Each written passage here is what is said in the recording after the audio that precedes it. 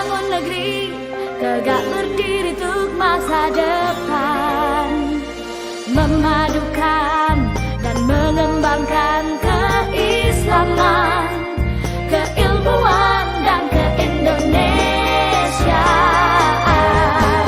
Serukan UIN, Sunan Kalijaga, unggul dan terkemuka.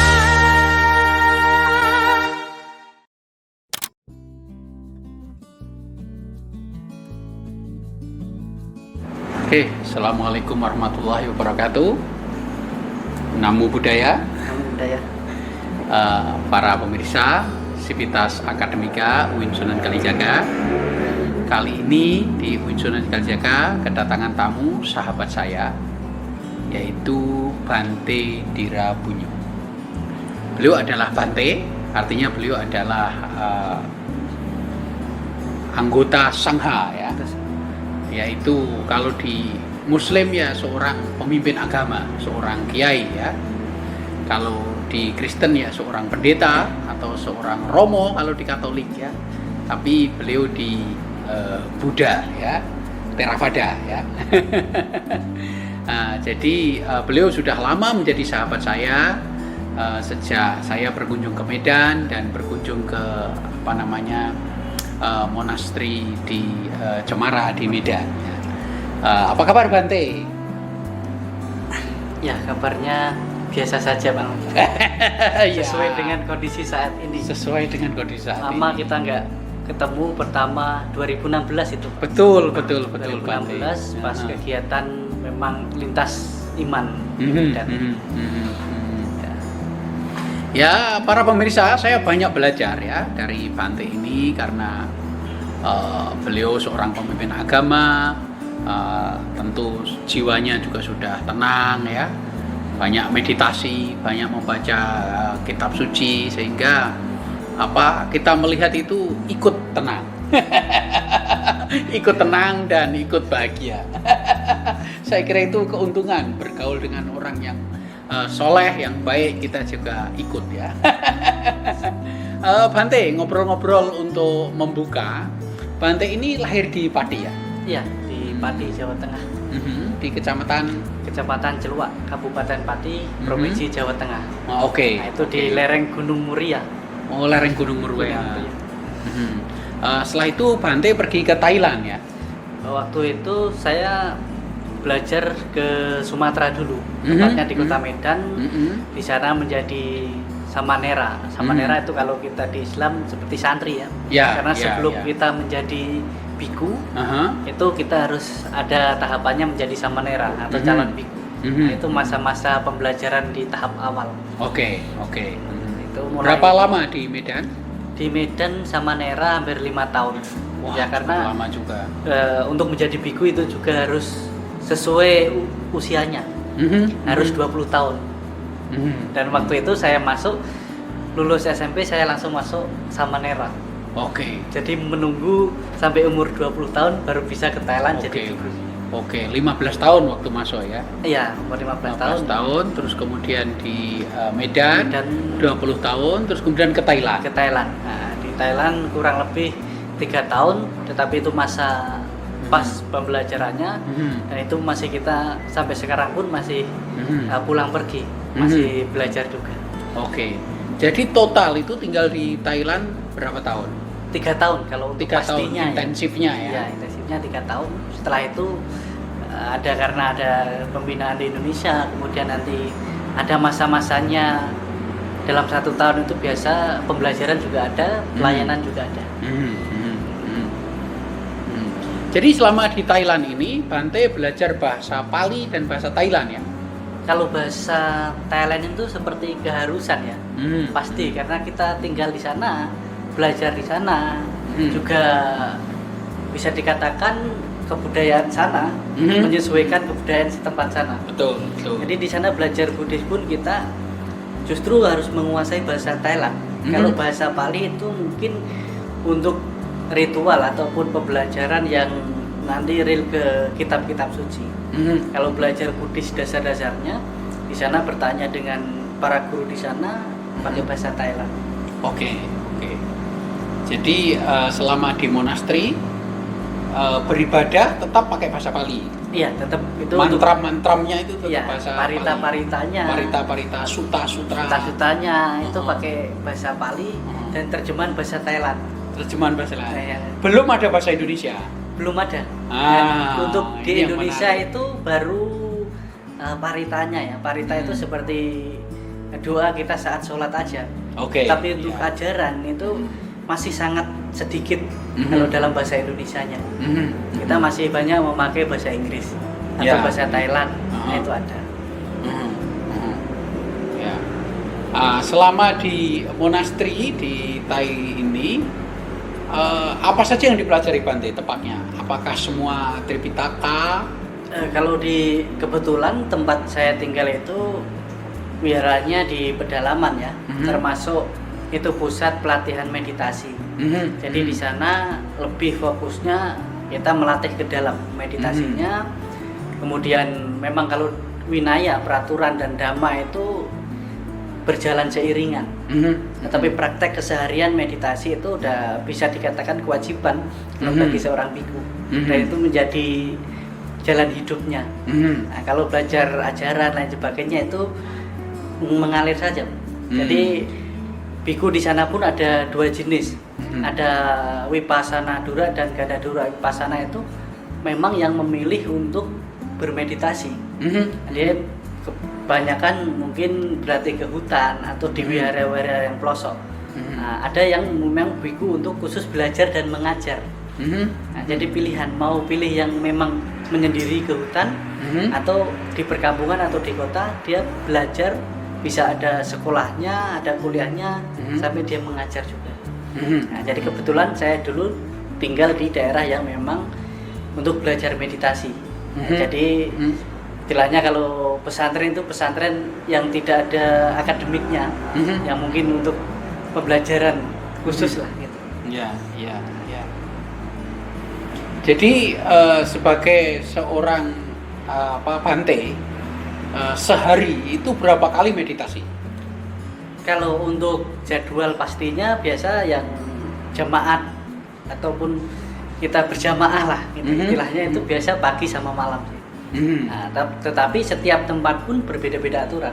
Jadi di mana kita tinggal di situ kita ikuti. Ada juga yang memang dalam seluruh aktivitas kita itu meditasi. Kalau di tempat-tempat wihara yang meditasi, wihara hutan ataupun wihara-wihara memang khusus untuk tempat retreat, nah itu tidak ada waktu ditetapkan. Itu tergantung guru pembimbingnya.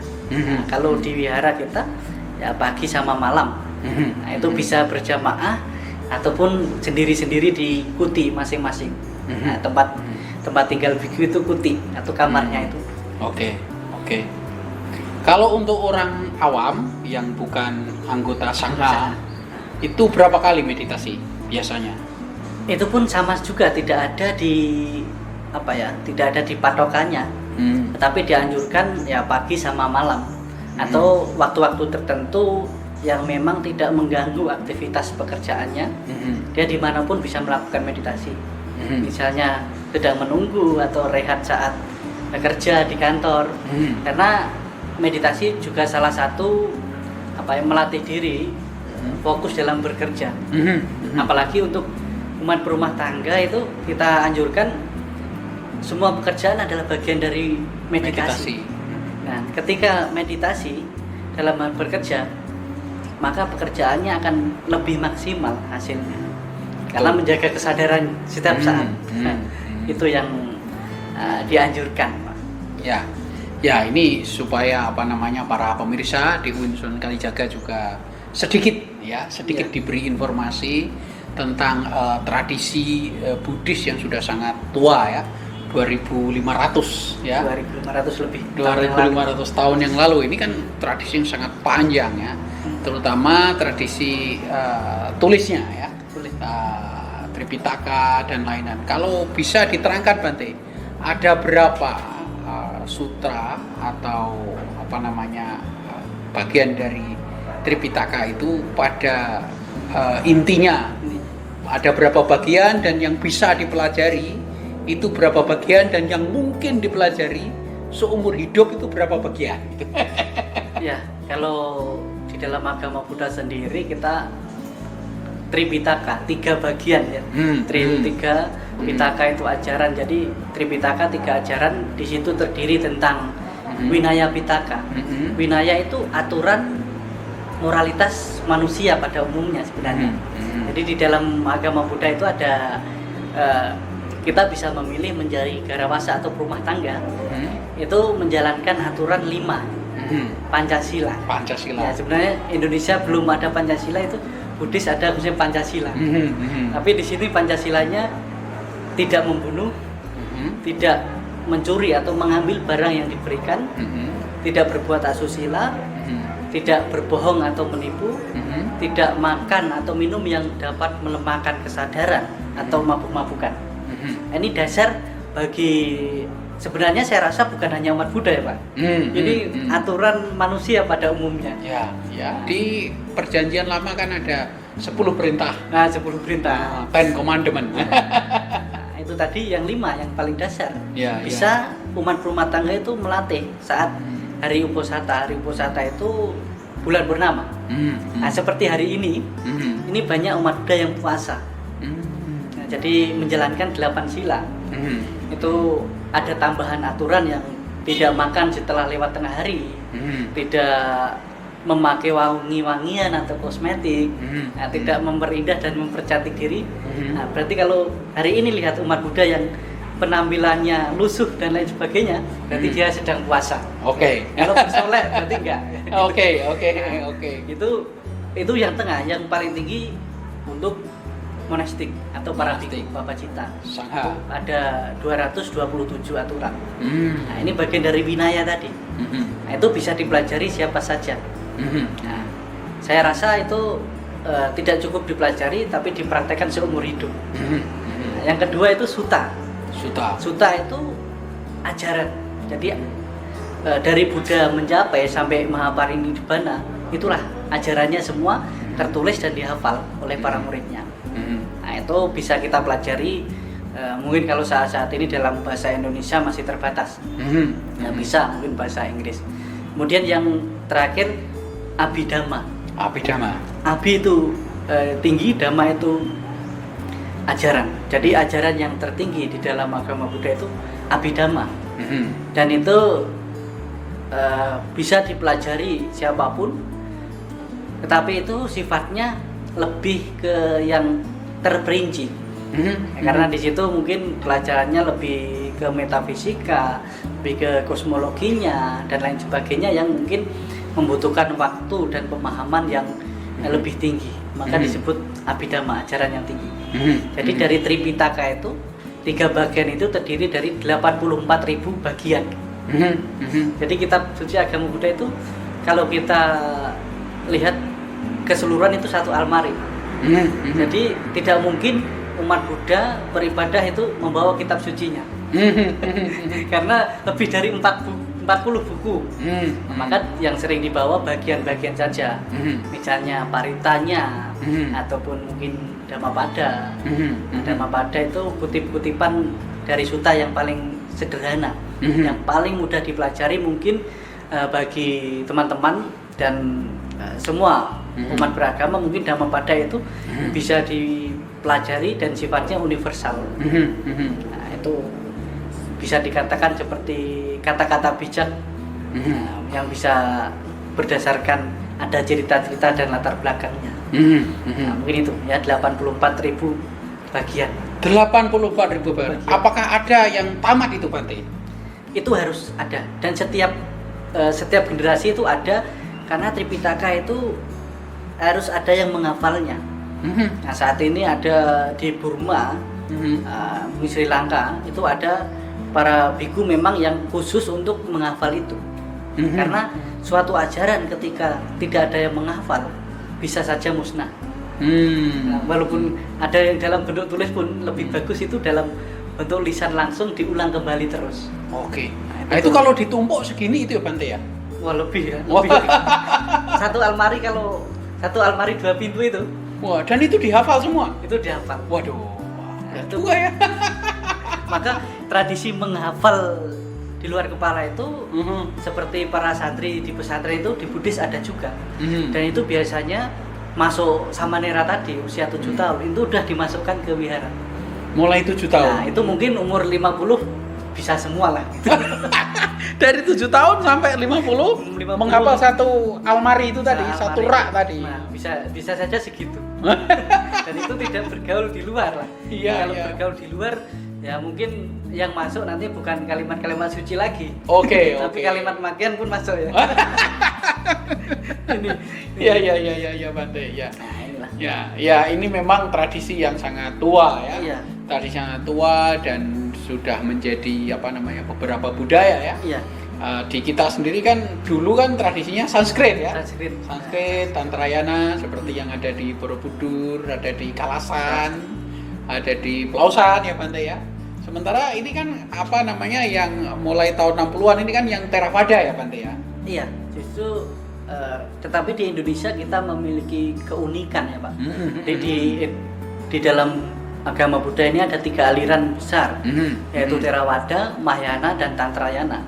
Tetapi kita di Indonesia ini semua masuk dan bisa hidup berdampingan. Bahkan ada dalam satu organisasi bisa mempraktekkan ketiganya bersamaan. Jadi Budayana itu bukan? Ya, Budayana itu di Sangha Agung Indonesia atau Budayana itu. Jadi 3 aliran dalam agama Buddha itu bisa bersamaan berjalan. Ini tidak terjadi di Thailand. Di negara lain tidak ada. Di India juga tidak. Tidak. Di Nepal Tidak. Pasti hanya satu. Di Bhutan juga tidak. Tidak. Di Ini menarik Bante. Lebih ke Theravada. Di Bhutan Tantrayana, kemudian di Tiongkok Mahayana. Oh iya, karena saya punya salah satu bimbingan menulis disertasi tentang Budayana. Saya tentu saja pengetahuannya masih terbatas ya. Jika ini hanya terjadi di Indonesia. Islamnya ini Buddha Nusantara lah. Seperti Islam Nusantara. Iya betul juga Bante. Buddha Nusantara. Iya betul Bante. Jadi begini Bante, kita juga karena podcast ini kita usahakan nggak terlalu lama ya. Kita juga belajar dari Bante. Bante ini datang ke pesantren, datang ke gereja, datang ke kapel, dan ke tempat ibadah lain-lain. Dan penghayat juga. Dan ternyata Bante tidak hanya datang, tapi juga punya peran dalam menjembatani perbedaan-perbedaan bahkan di dalam Islam. Ini gimana ceritanya Bante? Iya, itu sebenarnya muncul ketika saya tinggal di Thailand ya. Saya merasa belajar nasionalis itu di Thailand, cinta negara itu di Thailand.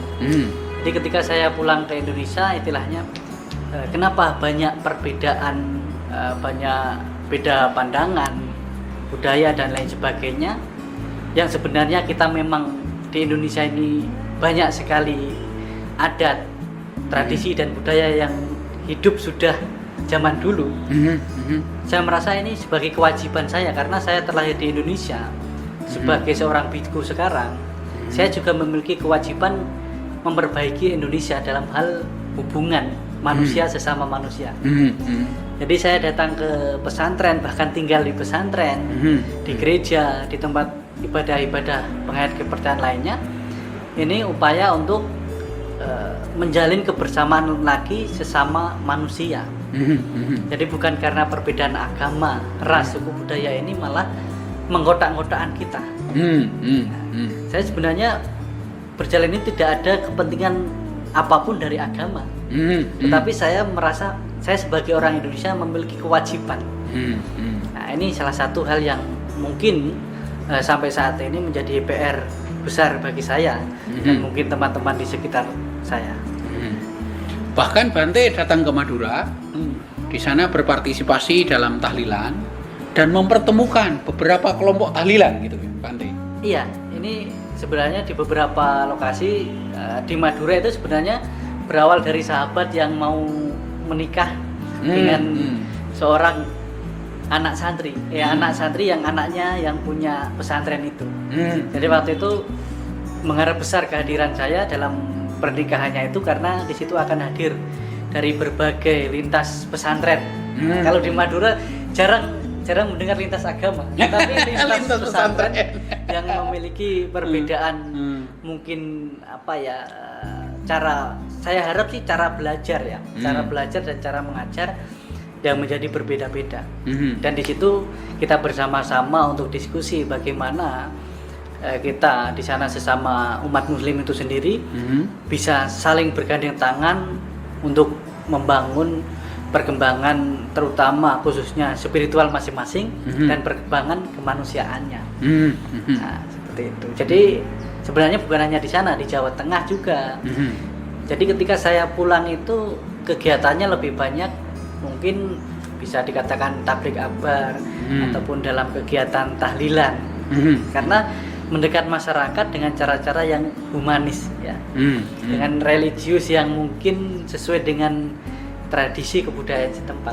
Nah, itu salah satunya bisa menjadikan motivasi saya, banyak hal yang saya pelajari dan itu tidak melemahkan keimanan saya, justru malah memperkuat.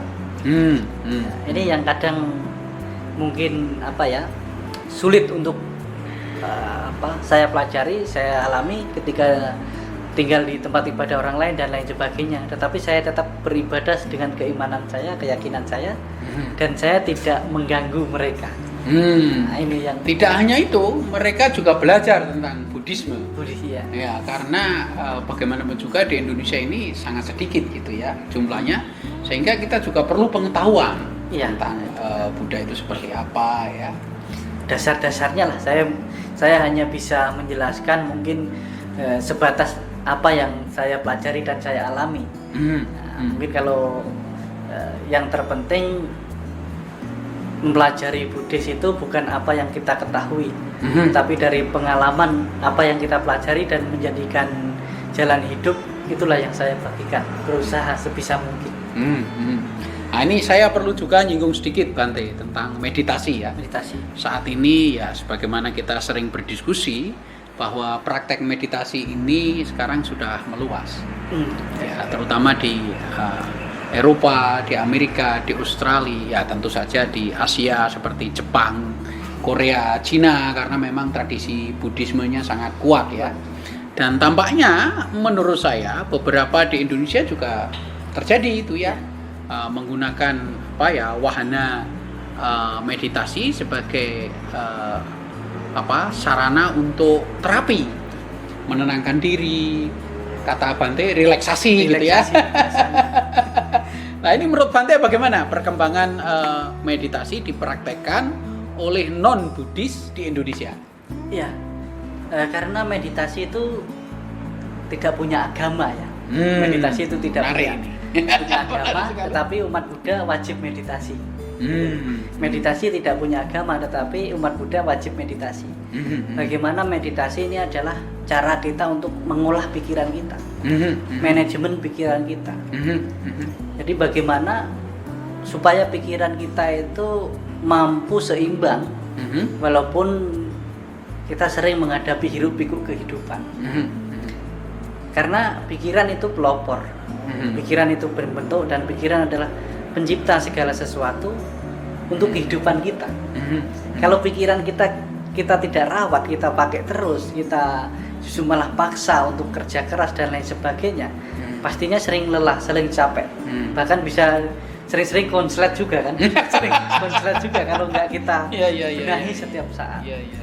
Jadi meditasi wahana untuk relaksasi, karena kita di Indonesia tidak mau mengubah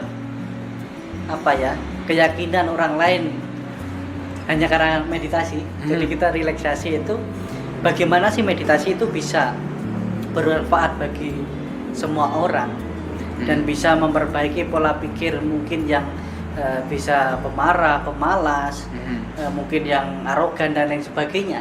Sebenarnya bukan hanya cukup belajar ataupun berpandangan, tetapi juga dari dalam. Orang yang mungkin arogan dan lain sebagainya karena mungkin batin dan pikirannya tidak terlatih.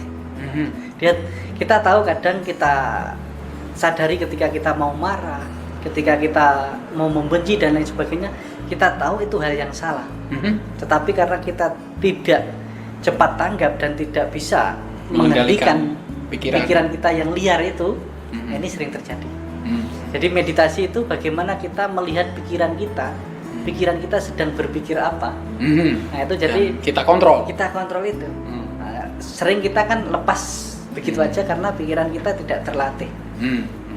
Seperti itu. Ya, saya masih ingat itu Bante, kalau nggak salah di Dhammapada ya, mengibaratkan seperti pedati dan sapi lembunya yang menarik gitu ya. Ya tergantung lembunya mau ditarik kemana. Ya seperti pikiran kita. Pikiran kita ya. Jadi kita itu jadilah pikiran, jadikanlah lembu yang terarah. Terarah. Kalau lembu nggak terarah kan nubro. Jadi kita bagaimana bisa mengarahkan lembu itu supaya membawa pendati itu kehidupan kita atau ucapan kita dan perilaku kita sesuai dengan alurnya, dengan jalannya. Dan selama ini pengalaman Bante untuk kalangan anak muda, karena Bante kan bergaulnya dengan anak muda, pertambahan praktek meditasi ini seberapa kencang? Bisa dikatakan sangat pesat ya Pak, apalagi di masa-masa pandemi ini. Pandemi ini mungkin banyak orang-orang yang mungkin terganggu, bahkan keimanannya, bahkan pikirannya, mempengaruhi semua lingkup kehidupan. Jadi banyak orang yang memilih melampiaskan ke hal-hal yang lain, tetapi banyak juga orang yang mencari ketenangan dan menyembuhkan dirinya dengan meditasi. Karena mereka ketika berobat atau ke psikolog dan lain sebagainya, dasar untuk mengobati diri sendiri adalah meditasi. Mungkin dengan bahasa dan cara yang berbeda, tetapi saya dapatkan ketika saya ngisi kegiatan dan lain sebagainya, selalu ada sesi relaksasi sejenak. Kita sebelum memulai kegiatan relaksasi 10 menit. Nah, kadang saya yang diminta mimpin relaksasinya. Bagaimana kita meditasi dengan bahasa dan cara yang berbeda-beda. Mungkin ketika di pesantren kita wiridan, zikir. Nah, zikir itu dengan objek yang diyakininya, tetapi sama intinya adalah mengarahkan pikiran pada satu objek, apa yang dibaca, apa yang dipergunakan. Karena meditasi itu banyak sekali objek, manapun bisa dipraktekkan, karena meditasi itu sebenarnya banyak objek dan sesuai dengan karakter masing-masing. Tetapi kalau kita tidak tahu karakter kita yang sebenarnya, pernapasan gitu. Kita memperhatikan keluar masuknya napas, mengarahkan pikiran pada napas kita, itu udah meditasi. Dan itu siapapun tanpa agama. Selagi kita masih bisa bernapas, berarti kita masih bisa meditasi. Nah itu. Nah ini memang Buddha atau Buddhis ini luar biasa perkembangannya, terutama di era yang sangat sibuk, era kompetisi bebas. Orang ingin menenangkan diri, orang ingin menemukan dirinya sendiri, ingin mengendalikan emosinya gitu ya Bante ya.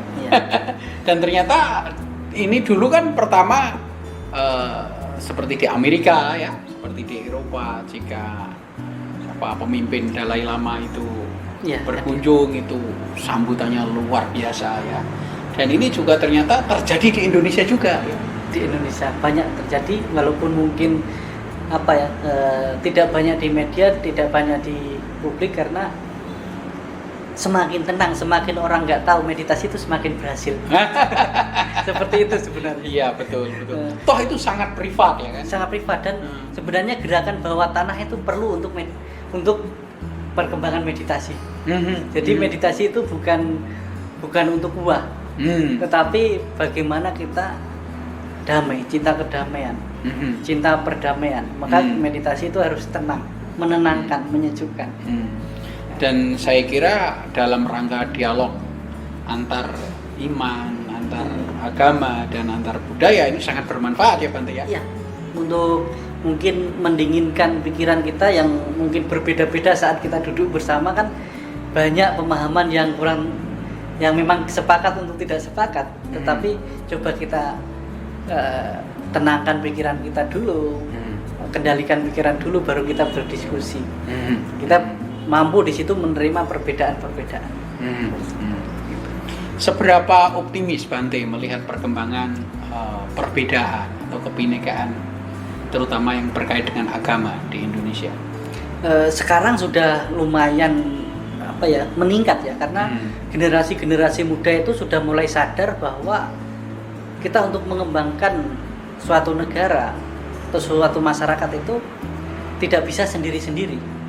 Karena Indonesia itu terlalu sempit, dihuni kelompokmu sendiri kan. Ada sahabat saya bilang gitu, Indonesia itu terlalu sempit kalau dihuni oleh kelompokmu sendiri. Dan terlalu berat kalau dibangun oleh kelompokmu sendiri. Oke. Jadi kita membangun suatu masyarakat itu, menjaga suatu masyarakat itu bersama-sama. Saya ibaratkan seperti kita membersihkan sampah di halaman rumah menggunakan sapu lidi. Kalau hanya satu lidi Nggak bersih? nggak bisa, patah, mudah patah. Tetapi beberapa lidi kita satukan menjadi satu untuk membersihkan sampah-sampah itu, maka bisa. Begitu juga dengan agama-agama dan kepercayaan yang ada di Indonesia. Kalau kita bisa belajar bersama, berkembang bersama, mengembangkan yang sama, saya rasa itu sesuatu hal yang optimis untuk kita bersama-sama menjaga toleransi. Wah, luar biasa. Terima kasih Bante, ini sudah 20 menit tampaknya. Terima kasih obrolannya, ini akan sangat bermanfaat ya, terutama bagi para mahasiswa ya, untuk mengenal tradisi lain ya yang berbeda, dan sekaligus juga sarana untuk belajar menerima perbedaan itu. Semoga Bante sehat-sehat selalu. Sama-sama. Ya, semoga kita bersua lagi segera ya. Oke, Namo Buddhaya. Namo Buddhaya. Apa jawabannya? Sadu. Semoga demikian adanya. Ya, sadu. Terima kasih. Assalamualaikum warahmatullahi wabarakatuh.